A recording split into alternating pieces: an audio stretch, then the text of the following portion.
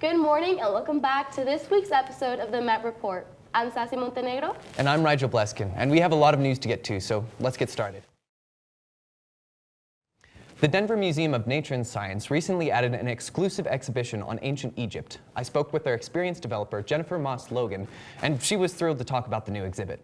That people love ancient Egypt. You know, it's hard to imagine how one might not. After all, you're talking about 5,000 years of history, and this exhibition covers everything.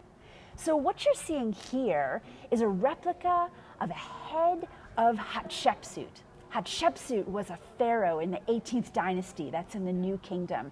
And her story is one of many stories that are told here in the exhibition about women who played important roles in ancient Egypt. And this exhibition lets you explore this really interesting place that ancient Egypt and gender bring together. Another person you'll want to be sure to check out while you're here is Nefertiti. Nefertiti was the wife of Akhenaten, and she also played an important role that had to do with bringing monotheism to Egypt for a period of time, something that really shook things up. So, a lot of stories to tell here.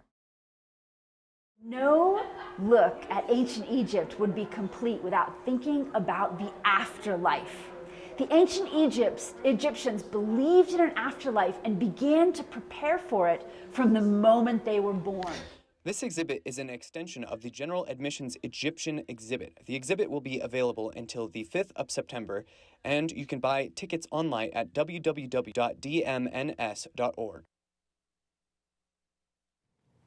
A coffee company in Denver with a location on our campus is looking to help the victims of the war in Ukraine.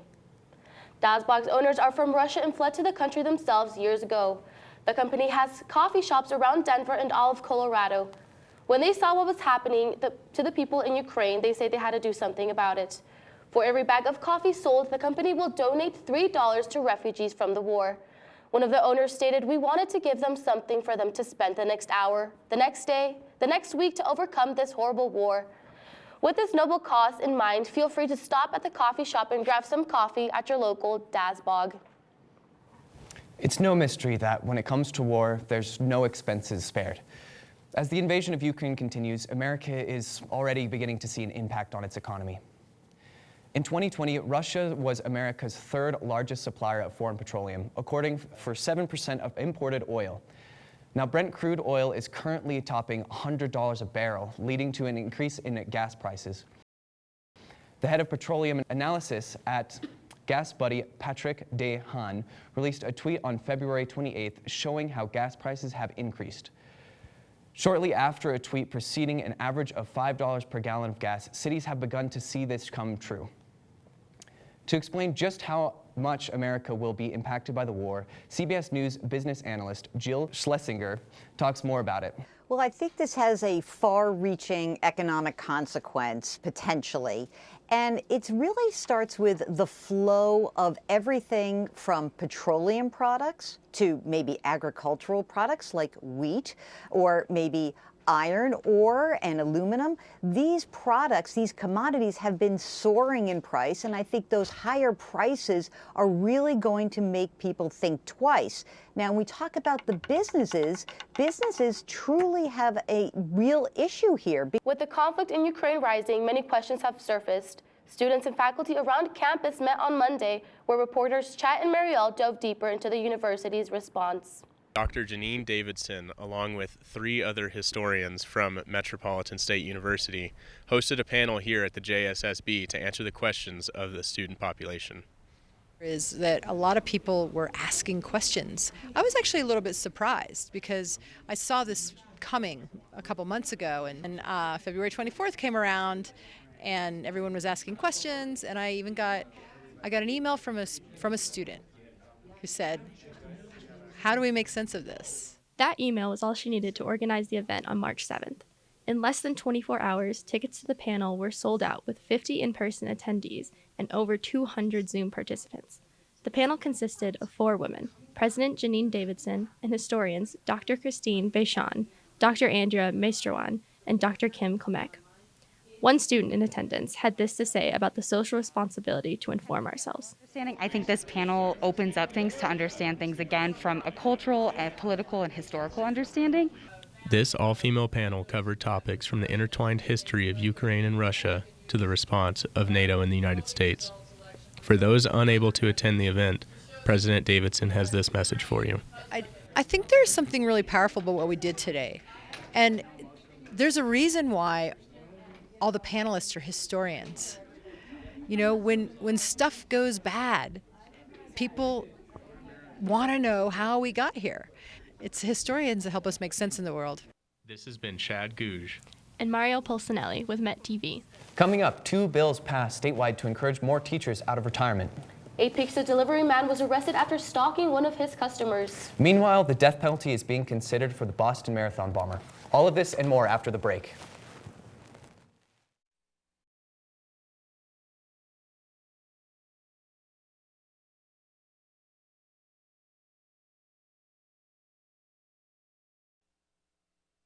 Dad? Being a dad can be transformative, but also a lot of fun. Help prepare your little monster for the outside world. Encourage their interests. Support their growth. Walk them through new relationships. He's perfect. Whatever you say. And prepare them to stand on their own 2 feet. So much of the good in my life is because of you. Never stop being a dad.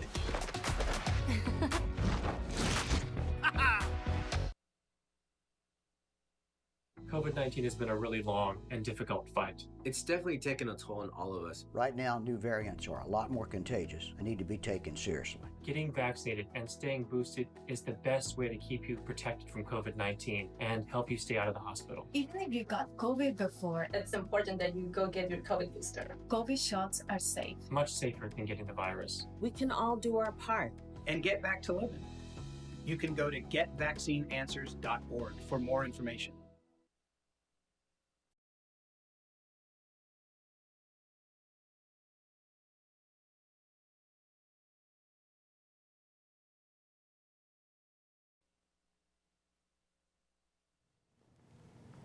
Colorado lawmakers are trying to address a teacher shortage across the state, with the 2 bills that just passed the House bringing back retired teachers. Rural districts said they need more people working in their schools. The state's Department of Education found there were more than 150 positions open at the beginning of last school year. One of the bills that they hope will help will allow retired teachers, other staff, and bus drivers to go back to work for up to 6 years while still receiving their full retirement benefits. The other bill, Bill 1057, allows retired teachers to go back as substitute teachers with no cap on how many days they can work. Cyrus Ward, a registered sex offender, is now being accused of stalking a young girl after delivering pizza to her home. Investigators say 21-year-old Domino's delivery driver delivered several times to the apartment complex this young girl lived in with her parents in Fort Collins. The last time he delivered before quitting his job, police say he asked her for a hug, picked her up, and offered her a note with his contact and babysitting services. A month after quitting, Warren went back to the apartment and asked the young girl if her parents were home or if he could go use the bathroom. She refused, closed the door, and locked it. This man trying to manipulate this little girl. And it makes me think, like, how well are parents educating their children to be aware of what's safe and what's not safe? Like, to have like a conscious of like making sure they can take care of themselves. Sometimes there will be times where parents are around, and can they acknowledge that maybe you can't really trust people most of the time. The U.S. Supreme Court has reinstated the death penalty for Boston bomber Johar Tsarnaev, though his actual execution is pending moratorium. Our reporter Noah Block investigated further. Last Friday, March 4th, Boston Marathon bomber Johar Tsarnaev had his death sentence ruling upheld by the highest legal authority in the United States, the Supreme Court. Convicted more than 6 years ago for the terrorist attack committed in 2013, Tsarnaev was the sole remaining defendant after his brother Tamerlan died in the process of escaping from police. In 2015, a district court handed the Chechen-American man the death penalty for a crime that resulted in 3 deaths and many more injuries. However, the bomber appealed, and in 2020, more than 7 years after the marathon was attacked, his sentence was overturned by the First Circuit Court. The decision was reversed yet again on Friday, with the Supreme Court's ruling divided largely along political lines. More conservative judges voted to keep the original sentence, while their liberal colleagues said further review of evidence presented in previous proceedings was needed. States generally can only impose the death penalty on crimes that are of a certain heinous kind of quality. In general, the Biden administration has opposed the death penalty. Joe Biden was actually the first president to publicly oppose the death penalty during a campaign. The Department of Justice has instituted a moratorium on the death penalty at the federal level because we are confident that Dzhokhar Tsarnaev actually carried out the terrorist attacks, and because it was such a heinous crime. The Biden administration seems to be overlooking their general opposition to the death penalty. One important source of concerns about the death penalty is the racial disparity in sentencing, to the point that a lot of people today are actually questioning what the future of the death penalty is going to look like in the United States. Adding to this complexity is the fact that the administration had been the one to ask the court for another review and even suggested the death penalty. Dzhokhar Tsarnaev is currently being held at a maximum security federal prison in Florence, Colorado. A phone scam circulating around Denver recently has been impersonating police officers, and it could target your wallet next. Mysterious numbers have been contacting random Denver residents posing as Denver Sheriff Deputy. The con operates by asking for payment or an arrest bond and directing the victim to a different number to pay. Reporters have also come off in-person meetings to pay these false charges, implying a coordinated operation. However, when unsuspected targets arrive to the county jail to respond to the arrest or get relative out of bail, they find they have been deceived. According to the Denver Police Department, any calls claiming to be from that request money over the phone or cash are false and should be disregarded until confirmation is received from an actual government site. In other news, road rage in Colorado is on the rise, with a new incident occurring yesterday near a middle school. According to Commerce City Police, a woman was taken to the hospital after receiving a gunshot due to road rage. The victim was found in an alley near the intersection of 64th Avenue and Kearney Street.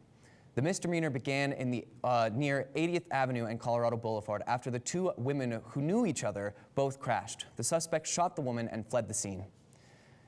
The victim was taken to the hospital, and the suspect shooter has not been captured by police. An abandoned rocket found its home on the side of the moon a week ago on March 4th. The rocket was originally believed to have something owned by SpaceX, but that was quickly dismissed and now been accused of belonging to China. The Debris appears to match a part of the ship called Change 5T1, a rocket that is identified as being launched from China. Due to the impact occurring on the dark side of the moon, it was not possible to have live footage of the event, but it is believed to have left a large crater on the moon. In the meantime, a simulation has been uploaded to provide an idea on how the impact probably looked. It is unclear whether anything will come up from this in terms of repercussions once the owner of the rocket, Debris, is confirmed.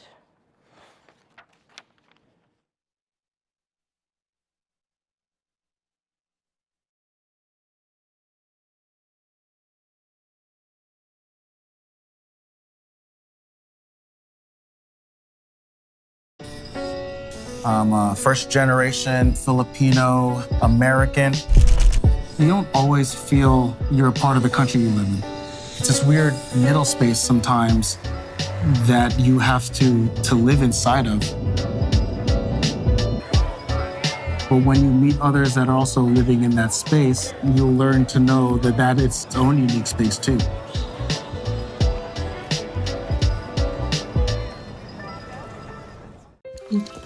Okay, here we go. 3, 2. 3, 2, 1. COVID-19 has been a really long and difficult fight. So when we start talking about COVID, I completely get it. It's frustrating. We've all been impacted one way or another. The fight against COVID is also changing really quickly. And it's sometimes really hard to keep up. So here are a few things we know. We are not fighting the same virus from 2020. Right now, new variants are a lot more contagious and need to be taken seriously. Getting vaccinated and staying boosted is the best way to keep you protected from COVID-19 and help you stay out of the hospital. Even if you got COVID before, It's important that you go get your COVID booster. COVID vaccines are safe, Much safer than getting COVID-19. We all want this to end sooner than later. so go ahead and do things. Go out and live your life, but get vaccinated. Stay boosted. We can all do our part. And get back to living. You can go to getvaccineanswers.org for more information.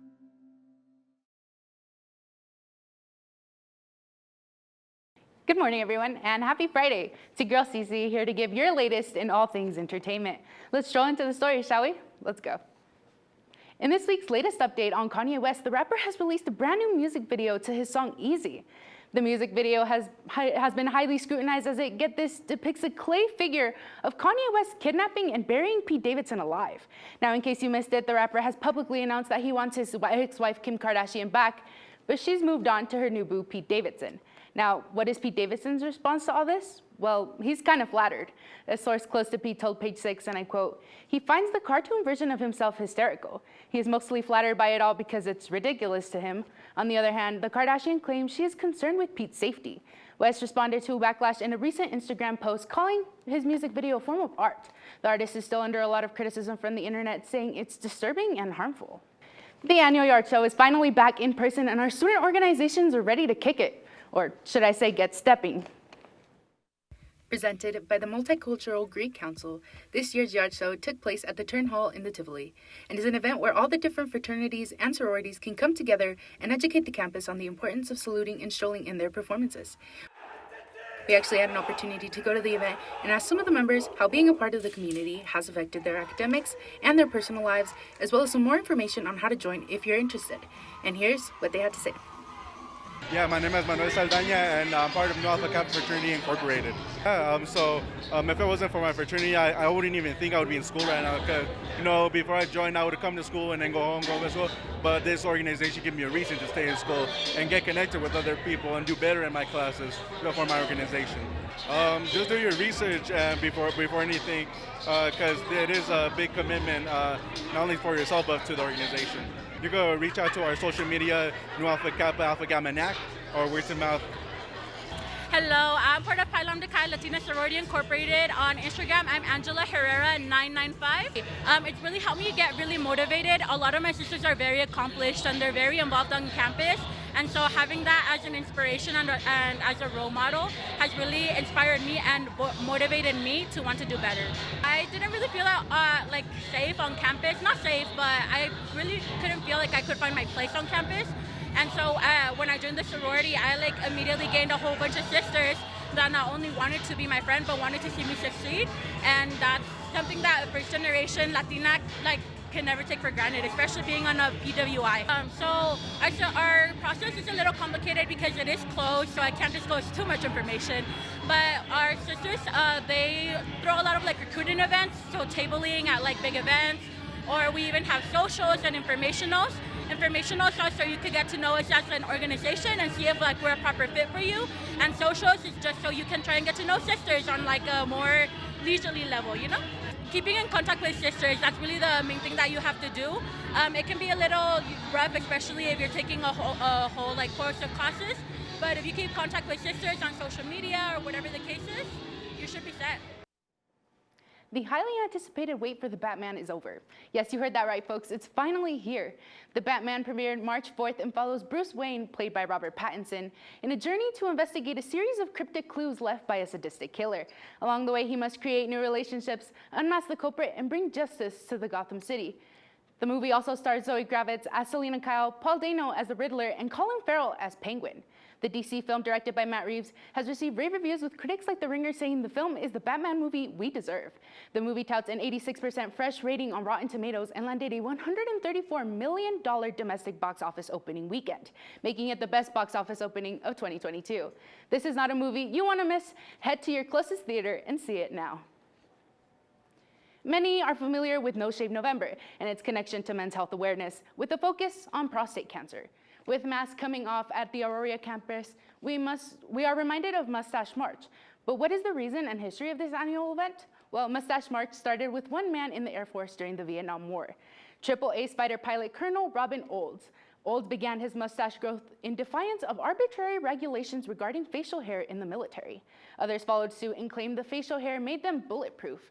Since then, everyone is encouraged to grow their own mustache during the month of March as a silent protest to dogmatic practices in our daily lives. Are you looking to showcase your artistic skills? Well, you're in luck. The MSU Denver Department of Art is currently taking applications for art submissions to be potentially featured on their official Instagram. In addition to being featured on the department's official Instagram page, winning submissions will also be promoted by the Emmanuel Art Gallery on campus. There are no specific parameters for submission content. Their art pieces can be either physically created or digitally submitted. Any MSU Denver student is eligible to submit artwork even if you are not an art major. If you are interested in submitting work, email your creations to artguild@msudenver.edu. Looks like that's all we have for EMET today. Let's kick it over to sports after commercial. See you guys soon.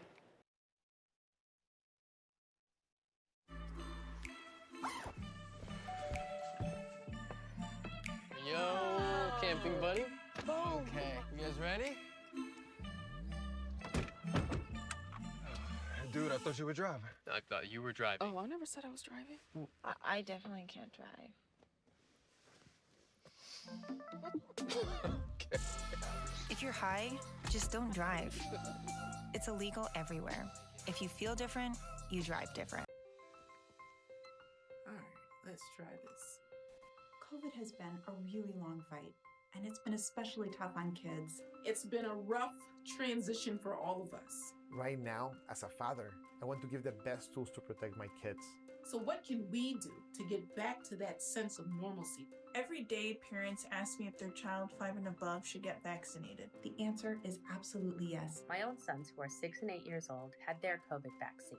It's an added layer of protection to keep kids from getting any type of severe illness or complications from a COVID infection. A lot of parents are also wondering if the vaccines are safe. Yes, it's safe and effective for children. Definitely safer than a COVID infection. Children get a smaller dosage than adults do. So if you have questions or concerns about the vaccine, that's okay. We're here to help. We have the tools we need to protect kids and help them stay healthy and all get through this together. Hello everybody, I'm Trenton Sanders and welcome back to the Met Report Sports. There was a lot of big sports news this week, so let's get to it. This past Wednesday, MSU Denver women's basketball traveled to Canyon, Texas for the first round of the NCAA National Tournament. After going 22-8 on the season, winning the RMAC tournament, the Roadrunners received an automatic bid to Nationals. Our very own Kieran Nigro had a chance to catch up with head coach Tanya Javi to discuss their spectacular season and their upcoming game against a tall Texas women's team. When I think back to our regular season, it's when we really got some momentum. We had a 5-game and 8-day road trip, and we went 5-0 on that road trip and really showed a lot of resilience and toughness. And that's the one thing that I'm really proud of. And I think that has set up the rest of our season, just the resilience that we've had. You know, we've played them, so we know them a little bit. They're different, we're different, clearly, because we've had a whole season. You know, just taking our time and finding good shots and working together. Still feeling the lingering effects of COVID-19, the MSU Denver club hockey team recently wrapped up its season a few weeks ago. Our reporter Will Martin sat down with Captain Corey Hard and assistant captain Daniel Doverac to talk about the club's outlook, season outcome, and next year's goals.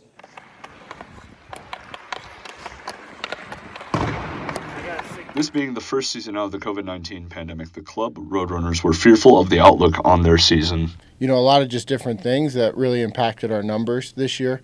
You know, usually we have a team of 27, 28 guys. This year we had 20 at the most. So our numbers were definitely down. And, you know, that was something we knew was going to be a struggle all year long, and especially come playoff time. Despite the struggles of a low roster number, there were upsides for the team, such as being able to not travel for regionals this season. I mean, for some of the returners, that was the best. You know, we know we have the experience of like traveling to Boise or Arizona or Utah, and like having a home ring advantage or just like being in Colorado was so awesome. And saved us, a lot of money and also travel, and we just know the environment. And I was pumped when I heard about at the beginning of the season that our regionals were going to be at Colorado. Although the Roadrunners would make it to regionals, their run came to a halt in the finals. Yeah, I think obviously we wanted to go to nationals. That was our goal this year. But that being said, I think we came a long way from where we started the season to where we finished. Being one of the last 30 teams playing hockey, that's a good position to be in. We were 60 minutes away from the national tournament. But with the youth on the team, they will look to continue to push forward in future seasons. And like a lot of our young guys really progressed a lot, and we're playing huge roles for us in regionals. And one of our freshmen had 3 points in our win day 1 of regionals, and that was a huge reason that we were able to make it to day 2 and make it to the finals. So yeah, I think it was just it wasn't the outcome that we expected, but or we had hoped for. But I think getting that far was a major accomplishment for our team and a major accomplishment for our program, and really kind of sets us up for making that push to nationals in the future. Though the loss hurts, there's always room for improvement and looks to the future. So maybe learning that you really have to work every single shift and don't give anything up, and that's learning curve for new guys, and hopefully they make it to regionals or nationals. The Denver Broncos have fielded 11 quarterbacks since Peyton Manning's retirement in 2016. They have also failed to reach the playoffs in each of those years since. But on Tuesday, the Broncos made their biggest gamble in a generation when they traded for Seattle Seahawks quarterback Russell Wilson. The Broncos had originally sought Green Bay quarterback Aaron Rodgers, but it was announced Tuesday that he planned to re-sign with the Packers instead. For 2 hours, the hopes of Bronco fans were dashed until the report of the Wilson trade came out, sending shockwaves across the NFL. Looking at what Denver gave up in the trade can lead people to believe that the Seattle Seahawks got away with the highway robbery, as the Broncos gave up quarterback Drew Lock, tight end Noah Fant, defensive lineman Shelby Harris, 2 first-round picks, 2 second-round picks, and a 5th-round pick in the trade. But we get Russell Wilson, the 2014 Super Bowl champion, 9-time Pro Bowler, and a consensus top 20 quarterback of all time. We spoke with the former MSU student about their thoughts on the trade. I'm super excited that the Broncos got Russell Wilson. It's a huge acquisition. He's one of the best quarterbacks in the league. He's in his prime still, and that was the one piece that the Broncos were missing, which was a quarterback. They have everything else you need in a team, so we'll see how far it takes them, and hopefully it goes a lot farther than just the playoffs. This season hasn't exactly been kind to the Denver Nuggets, with injuries plaguing the team from the jump. But in recent weeks, news has come out bringing light to the team's uncertain future. In April of last year, the Nuggets lost Jamal Murray to an ACL injury. In November, they lost Michael Porter Jr. to a back injury. Those are the team's second and third best players, and Nikola Jokic can only do so much. While Joker has been playing MVP-level basketball all season, he poised to get much more help before the playoffs. The Athletic's Sam Amick reported in late February that both Murray and Porter could be back in time for the postseason. The last time Jokic, Porter, and Murray shared the floor in the playoffs, the Nuggets made an improbable run to the Western Conference Finals in the bubble. While no concrete timeline has been offered by the Nuggets front office, fans anxiously await the news of their return, as it immediately elevates the Nuggets to a title contender. The Russian Football Union has appealed the Court of Arbitration for Sports after relations between Russia and most of the world have led to vast boycotts and departures from the country. After FIFA and UEFA banned Russia from all FIFA and UEFA competitions, the Russian Football Union disagreed with the decision and announced that they will be filing a lawsuit against FIFA and UEFA, but also the Polish, Swedish, and Czech Republic football associations in their connection to the ban. Captain of the Russian national team, Artem Dzyuba, was one of those that spoke up against the FIFA and UEFA's decision by saying, quote, "Why has everyone always shouted about sports outside politics? But at first opportunity when it comes to Russia, the principle is completely forgotten." The Court of Arbitration have announced that they registered the case with the Russian Football Union asking for all their teams to be reinstated. On Tuesday night, Ball Arena welcomed back the Chassa State hockey games, and I took to the ice to see who was going to take home the hardware. As we near down to another one of the Colorado High School state championships, hockey arrives here at Ball Arena. Many kids make their dream to one day step foot into this locker room. But what stands before them is one last final puck drop. The first matchup was in 4A, where Cheyenne Mountain faced off against Colorado Academy. Cheyenne Mountain, led by goalie Jeremy Renholm, who had quite the playoff run coming into the game, started off the game hot and never looked back. The red-tailed Hawks from Cheyenne Mountain struck first in the first period when number 16, Drew Elwell, found the back of the net from the slot. Drew has a nickname, but sometimes those can't always be named. Not one that I can say on camera, but I do got a few nicknames for myself. Even though the offense was hot all night, the defense was nothing short of spectacular. These guys are so amazing. They block so many shots that when I do need to make a save, it's very limited. Those guys are so good at what they do, and it's just awesome. They're just so good. With the defense on fire, it gave more chances to share the love. And number 2, Philip Gramble, didn't take long to steal some to himself. It was a dream, honestly. I've been scoring that much this year, but that was just great to see. I just got the first one, and then the second one just came right to me from my boy Mitchell Lewis. It was just a great day. After a wild scramble at the net, notched his first goal, then followed it up with a wrist shot for his second of the game. But Gramble was quick to not take up the spotlight. Can you explain? Playoff Jeremy. Yeah. That's our boy. He's just playing out of his mind lately. It's just a crazy sight to see. They just can't get it through him. We have 3 games in a row now that's on a shutout. It's pretty good. The Red Tails took home the 4A State Hockey Championship with a 4-0 shutout against Colorado Academy. We're bringing it home. But the action didn't stop there for the night. The Denver East Angels and the Valor Christian Eagles battled for the 5A crown, and boy, did it not disappoint. Both teams came out of the gates attacking the body and making it a very physical start to the game. I think in the beginning it was just much more physical because our guys were just trying to get the crowd into the game. It was all just an atmosphere thing. So it's after second period, I'd say it's kind of slowed down a little bit, so the physicality wouldn't be a big problem. But that did not slow down the Angels, as the physicality did not change their determination, because it seemed like the entire school was in the stands for support. The semifinal game, we probably had about 300-400 students, but this game is just insane. I came out here and I was just shocked. I was speechless seeing how many people came out. The net action picked up in the second period when Denver East blew open the game with 4 goals by number 17 Colby Ashing, number 15 Nicholas Chad, number 10 Connor Haas, and number 7 Joseph Capra. That big second period really helped, so that brought us together. They came. Other than a couple of goals scored by the Valor Christian Eagles, Angels sophomore in net number 1 Noel Friedman stepped up big time and ultimately led the Angels to their first state title in program history. Pride, not for a while. We're keeping this film for a while. This trophy's ours. Good. And that concludes your 5A and 4A Hockey State Championship matches. Signing off from the last time here at Ball Arena, this is Trenton Sanders. Thank you all for joining me this week. Have a good weekend.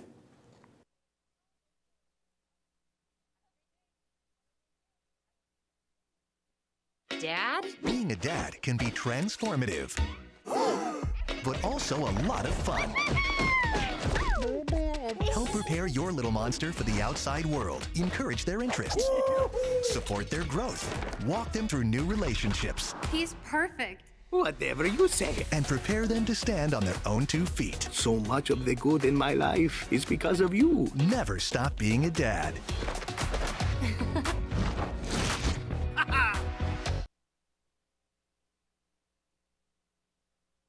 COVID-19 has been a really long and difficult fight. It's definitely taken a toll on all of us. Right now, new variants are a lot more contagious and need to be taken seriously. Getting vaccinated and staying boosted is the best way to keep you protected from COVID-19 and help you stay out of the hospital. Even if you got COVID before, it's important that you go get your COVID booster. COVID shots are safe. Much safer than getting the virus. We can all do our part. And get back to living. You can go to getvaccineanswers.org for more information.